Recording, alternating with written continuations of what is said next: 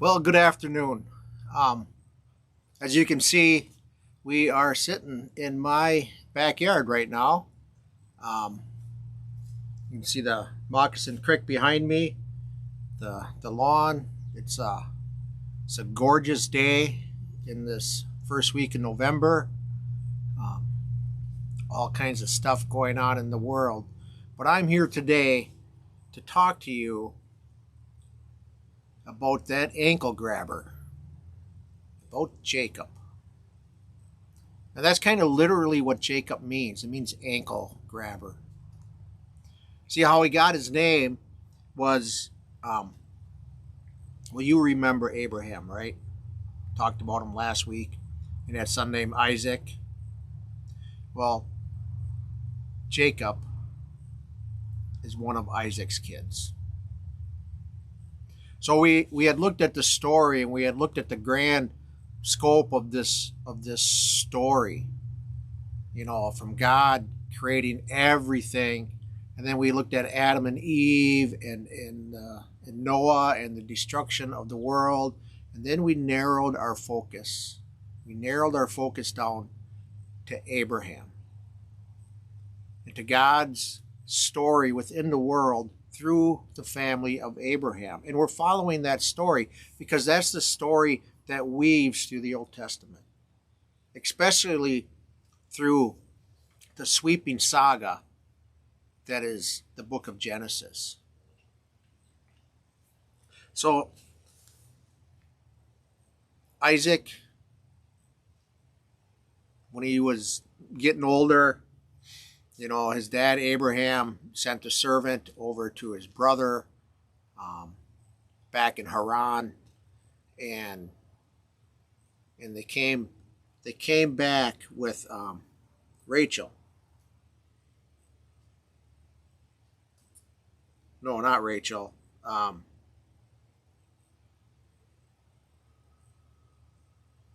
Who's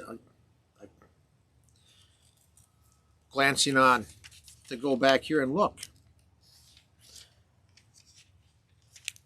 Isaac married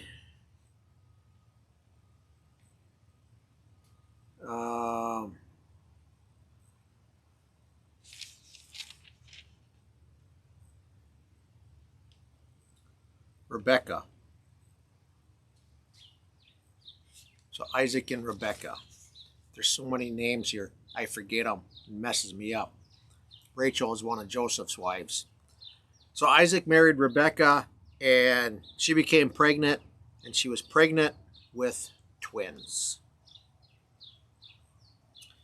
And during her pregnancy, you know, since there's mostly boys here, you probably don't know. You're going to have to talk to your mom. But sometimes pregnancies can be uncomfortable, especially when you're moving around in the womb. And so she went and she talked to God. And God said to her that there are two nations in your womb, and two peoples born of you shall be divided. One shall be stronger than the other, and the elder will serve the younger.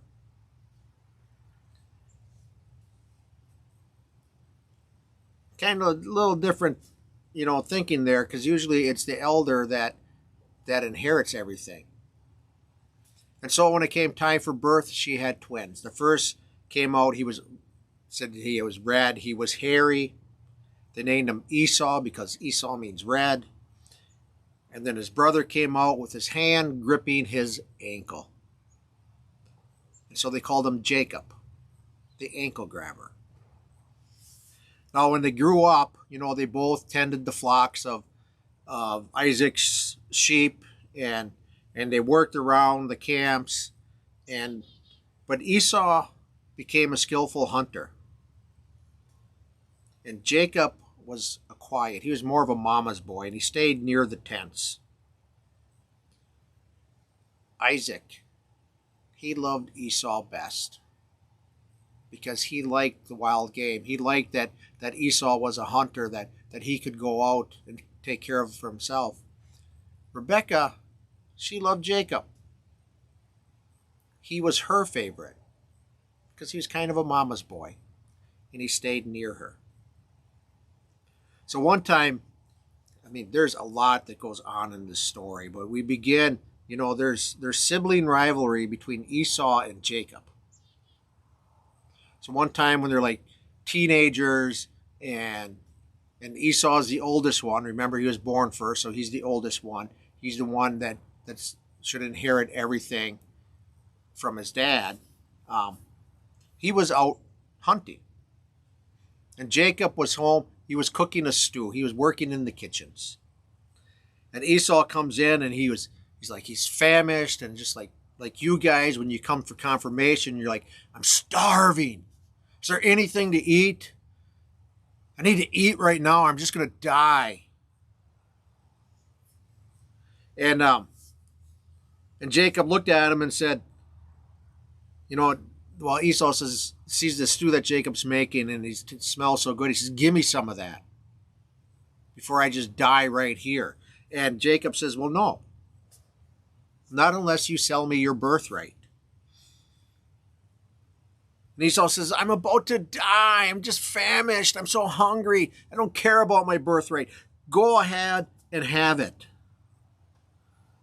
And so he swore to Jacob that Jacob could have his birthright. And then Jacob gave him some of the stew. Just the first little thing there. All of a sudden, Esau is just giving up his rights to be the eldest. Now, as they grew up and as they got older, Esau was the first one to go and get married, and he married he married two women. He married Judith, and he married a woman named Basemath. And they're both from the local area. Rebecca did not like him. And they, the mother-in-law, daughter-in-law conflicts going on there, and they were driving Rebecca nuts. Now again, years go on in this situation. Both boys are like in their 50s. Isaac's married with these two women. Jacob is not married yet. But I said Esau is married with these two women. But Isaac is getting older, and as he's getting older, he's getting cataracts are forming, and he's getting blind. He can't see. So he calls Esau over to him and says, he goes, my son,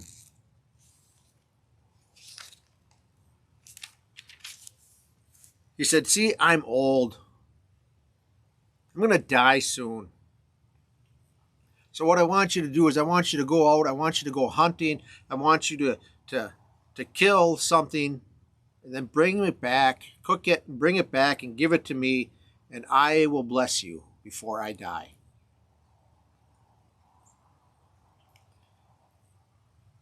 Now, because Isaac was old, Rebecca was nearby and she heard this. So when Esau left, she went to Jacob. And she tells Jacob, she says, go into the herds and get 2 kid goats and bring them back so I can cook them for your dad in the way that he likes. And then you can take it to your father to eat, and he will give you his blessing. But Jacob says, like, Mom, I can't pretend I'm Esau. Esau's all hairy and rugged, and I got smooth skin.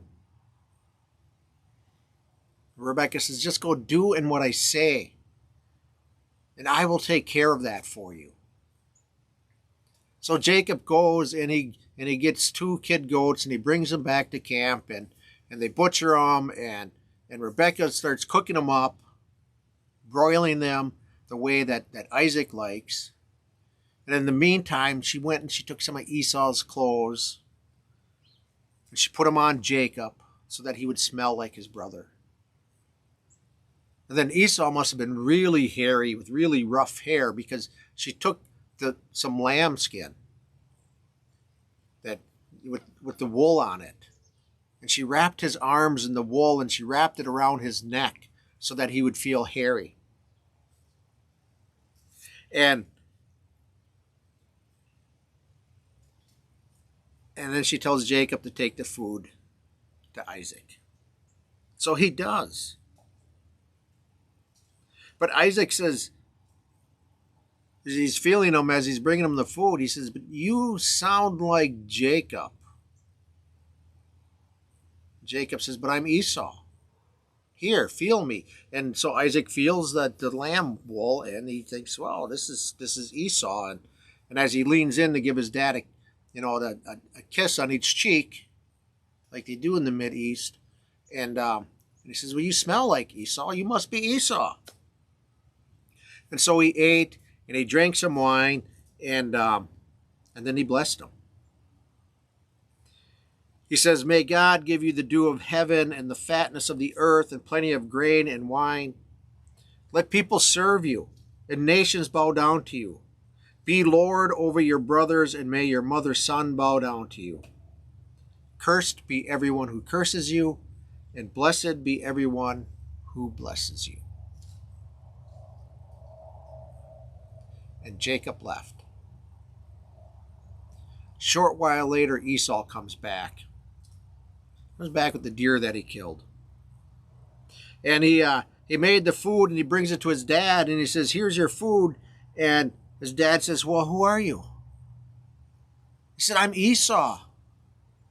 He said, well, then who was it that hunted game and brought it to me already? I have blessed him. He's already received my blessing. And in the Middle East, it's the eldest son that gets the blessing of the father. It's the eldest son that inherits everything. Well, Esau was mad. He was livid.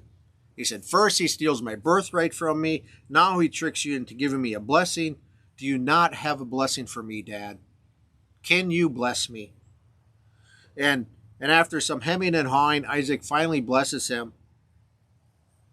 And he says, see, from the fatness of the earth shall your home be, and of the dew of heaven on high. You shall live by your sword, and you shall serve your brother. But when you break loose, you shall break his yoke from your neck.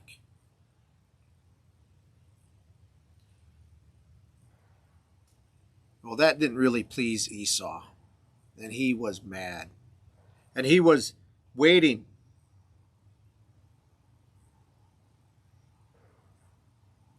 for his dad to die. But in the meantime, he was planning on killing Jacob. Planning on killing his brother. And as he's talking about this with his friends, with the people that go hunting with them or work the fields with him as shepherds, Rebecca gets word. And she goes to her husband and says, these women of Esau's, these Hittite women, they are driving me crazy.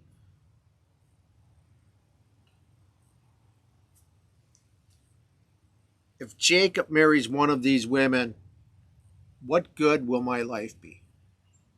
I don't want Jacob to marry somebody from here.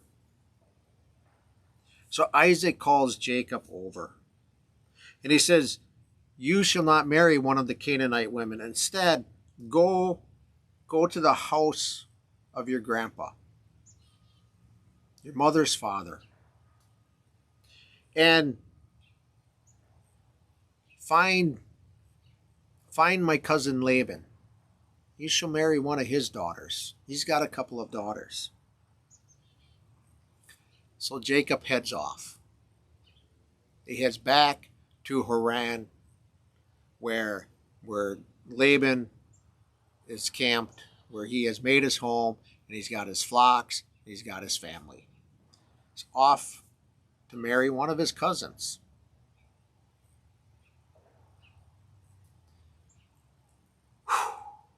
There's a lot going on already, and we still have more to go. You see, what happens here is God told Abraham that I will give this land to you, and you shall be the father of a nation of many descendants, and you will be a blessing to all the nations. Well, Abraham, had the two sons, one was illegitimate, and that was Ishmael, and that's who, like I said, the Muslims look to him as their connection to Abraham. Christians and Jews look through Isaac to get to Abraham.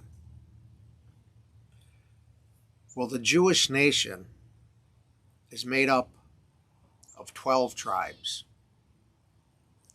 And these 12 tribes all descend from the sons of Jacob. So here he is in his 50s, not yet married, and he's head off to find a wife. Well, as he's journeying, he stops at this one place. And he stayed there for the night. He camped there for the night, and he laid down, and as he dreamt he saw a ladder descend from heaven right there. And he saw angels climbing the ladder and coming down the ladder. And he saw God standing there right next to him. And he said, I am the Lord, the God of Abraham, your father, and the God of Isaac. The land on which you are sleeping I will give to you and your offspring. And your offspring shall be like dust of the earth, and you shall spread abroad to the west, to the east, to the north, to the south. And all of the families of the earth will be blessed. They will be blessed in you and in your offspring. Know that I am with you and will keep you wherever you go, and will bring you back to this land, for I will not leave you. Then Jacob woke up. And he said, surely the Lord is in this place. And he made a little altar, and he called the place Bethel. Beit El is actually how you say it in Hebrew. Beit means house. El means God. So he named it the house of God.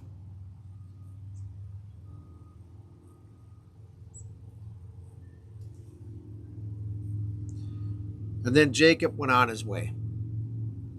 Well, eventually he gets to Haran, and he gets there, and it's about the time that the people are bringing their flocks to the well to water their sheep. The well's got a stone over it. This is to keep some of the sheep from falling into the well and contaminating the water. So they wait till everyone's got their flocks there, and they move the stone, and then they water all the flocks. So anyway, he gets there at the time the shepherds are. And then Jacob, he says, trying to figure out where he is and how far he's got to go. He says, where are you from? And they said, well, we're from Haran. Well, he said, do you know Laban? And they said, well, yes, we know Laban. And here's his daughter, Rachel, with the sheep.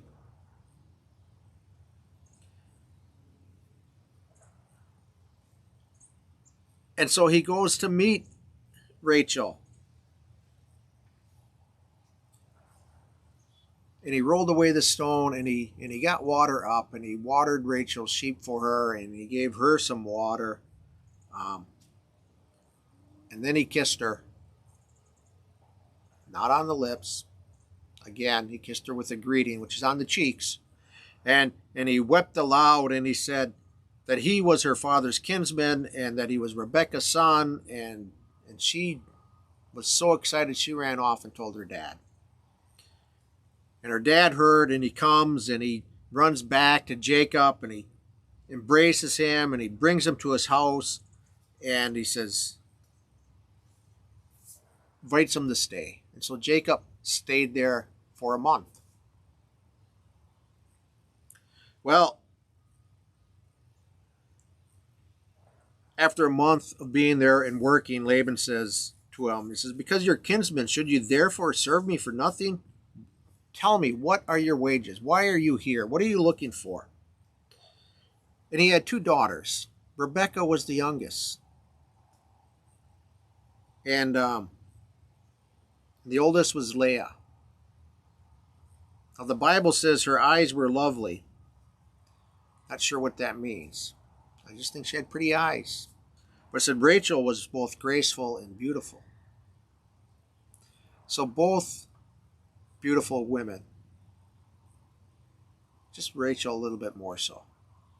And Jacob loved Rachel, so he said, I'll tell you what. He said, I will work for you for 7 years to earn, because he didn't have a dowry to give Laban, to earn Rachel's hand in marriage. And so they made an agreement, and so he did. After 7 years, they prepared the wedding. But in the evening, as they were getting ready for the marriage ceremony, Laban out-tricked the trickster. Because remember, Jacob tricked his brother twice, and he tricked his dad. So he's kind of known as a trickster, and he does some other stuff that we'll talk about a little bit later on. But Laban out-tricked the trickster. He took his older daughter, Leah, and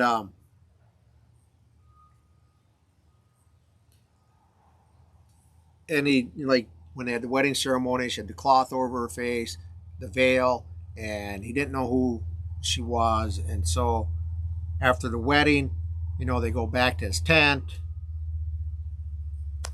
They consummate the marriage. In the morning, he sees it was Leah and not Rachel, who he married. And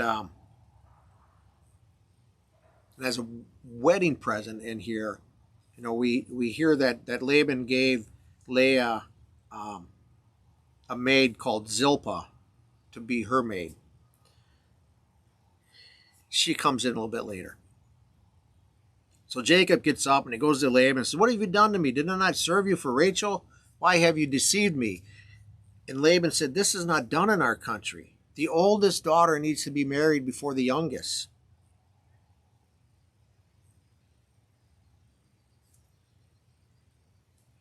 He says, I'll tell you what, you work for me for another 7 years and you can have Rachel's hand in marriage. So he can marry both girls. And Laban gave to Rachel a maid called Bilhah to serve her.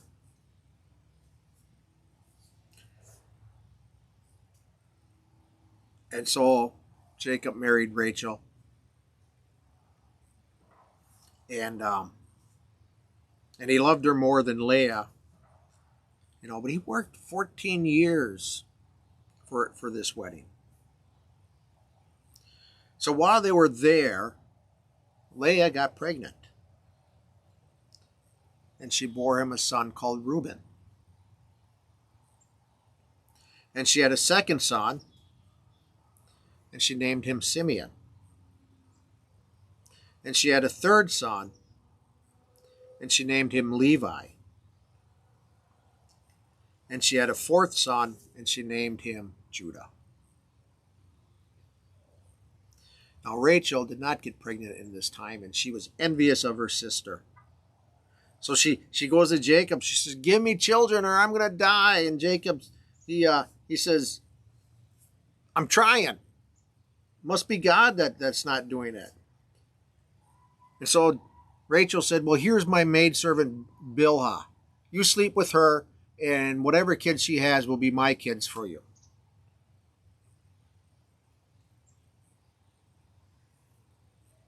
And so Jacob sleeps with Bilhah,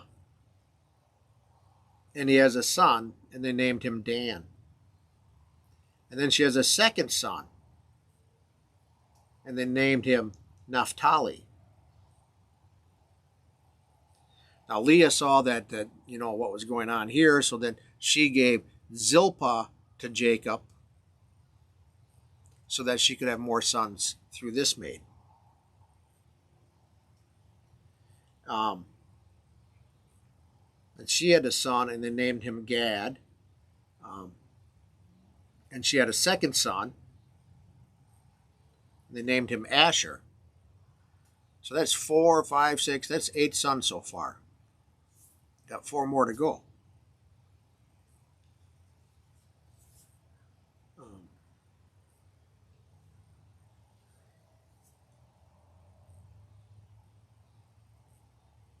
So then they're arguing with the women, but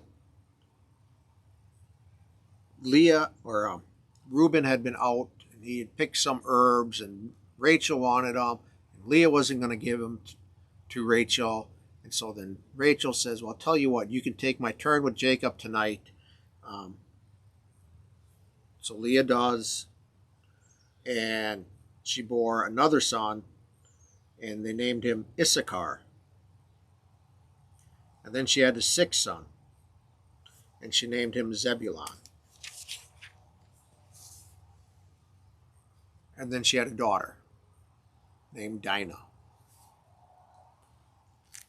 And then Rachel had a son, and they named him Joseph.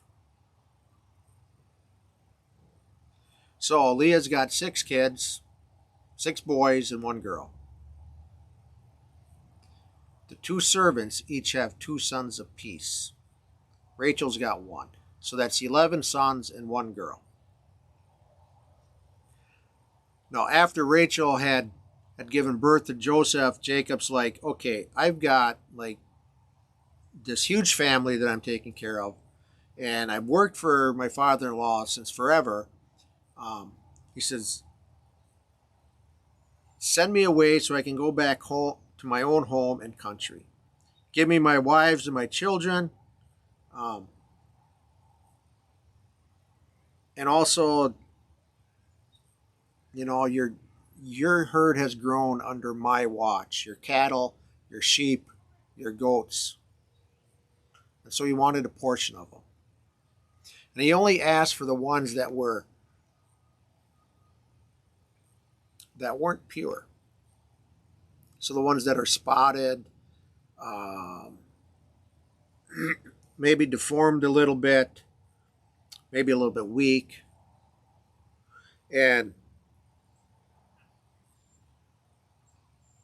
because these weren't worthy of giving to God, because they had some type of defect to them.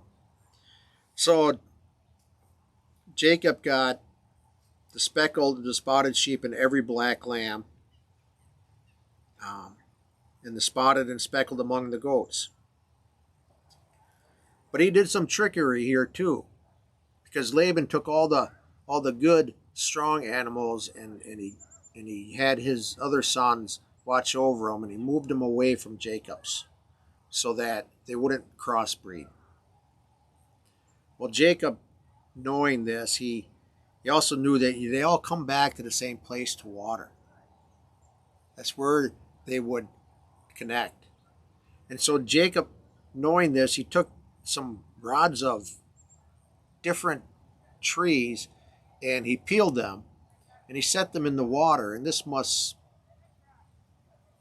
make the goats and the sheep more fertile, maybe breed.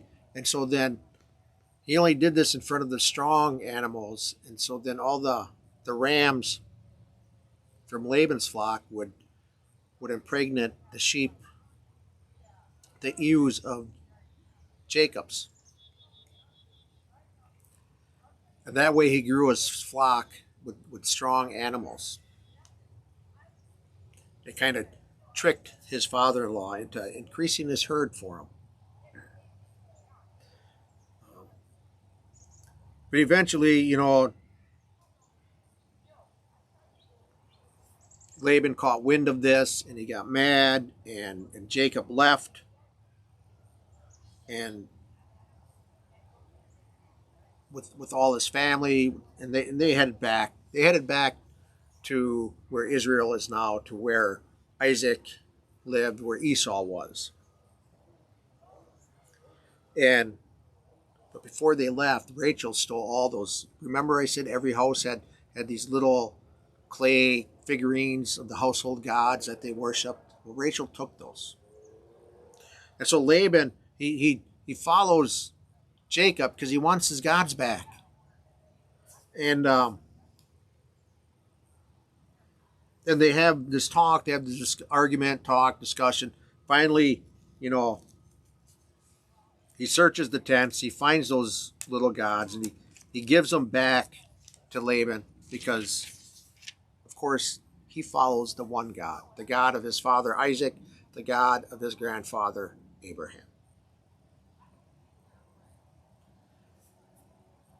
So Jacob makes peace with his father-in-law, and they continue on their way.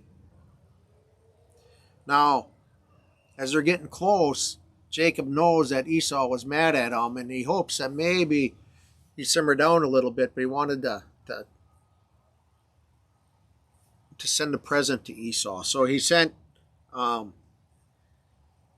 of his herd, some servants, to Esau to kind of ease his pain, to let him know he's coming back, and he doesn't want to cause him any more pain.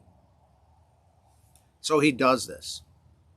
And they do this they stopped at a river. And it's the Jordan River. And he sends everybody across the river, and he stays to sleep on the other side. So again, while he lays down to sleep, all of a sudden, this stranger appears. And they start to wrestle. And they wrestle. And nobody can get the better of the other. They're wrestling all night long, and it's getting to be about dawn. And finally, the stranger kicks Jacob in the hip, which gives Jacob a limp from then on. And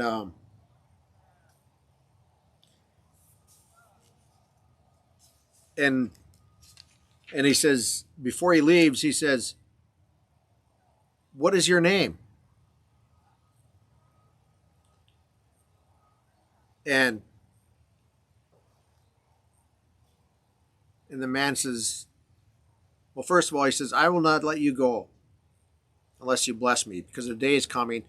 And the guy says, we need to go.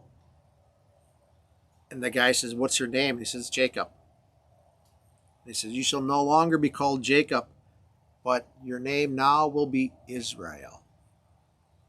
For you have striven with God and with humans, and have prevailed." Israel means the one who struggles with God, the one who wrestles with God. That's how they got the name the Israelites. Instead of being called the Jacobites, they're called the Israelites, because God changed Jacob's name to Israel.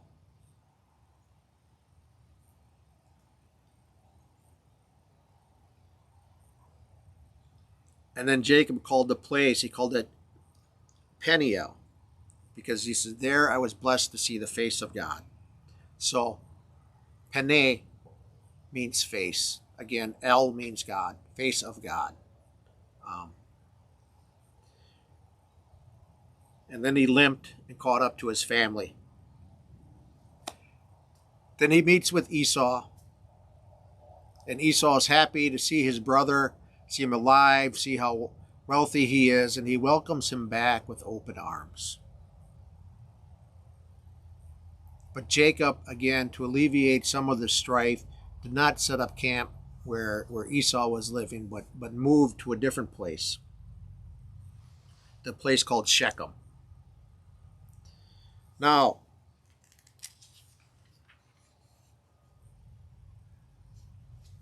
Jacob's got all these kids. And as I said, there's 12 tribes of Israel, and he has 12 kids, but tribe would not be descended from a woman. Not back then. So there's one more to be born. After they're settled, Rachel gets pregnant again. And she dies in childbirth. But she gives birth to a son named Benjamin, who is the youngest. So the two children of Rachel are Joseph and Benjamin. And because Jacob loved Rachel the best, he loved Joseph and Benjamin the best.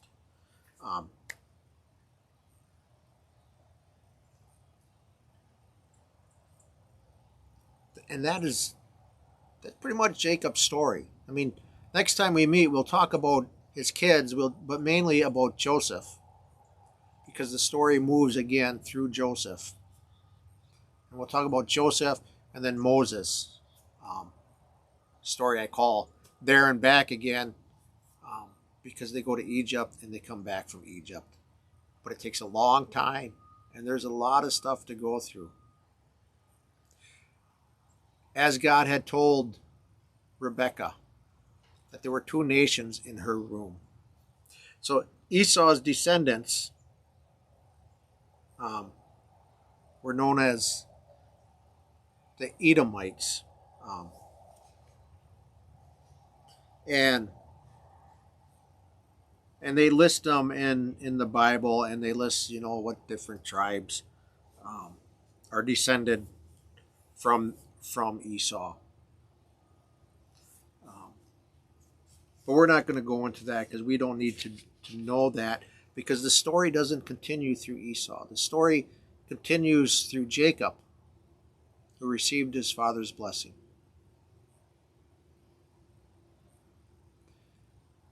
It's a long story. There's a lot there. I covered a lot of material in a short time. Jacob. We hear of him again. When Moses asks the name of God, and God says, I am. He says, I am. And then he says, I am the God of your fathers, Jacob, Isaac, and Abraham. So the story of God and God's working within this world and God's blessing of this world, that story continues through Jacob, and we will pick it up next week with his son Joseph. And that story too has a lot of sibling rivalry in it. You may have heard of his story. Joseph and the coat of colors,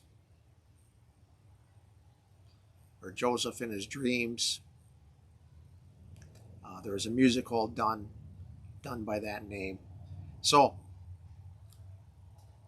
we learned a lot about Jacob. We'll talk about Joseph next week, but I would just, with all that stuff going on, God had met Jacob as he was going to find his wives. And do you remember what he said? He said, I will be with you. I will go with you, and I will never let you go.